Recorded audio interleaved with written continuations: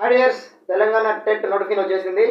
నేను course launch చేశాను already. Mathematics aptitude reasoning ఉంటుంది, అప్ టు డిఎస్సి వరకు 1 year వ్యాలిడిటీతో ఉంటుంది.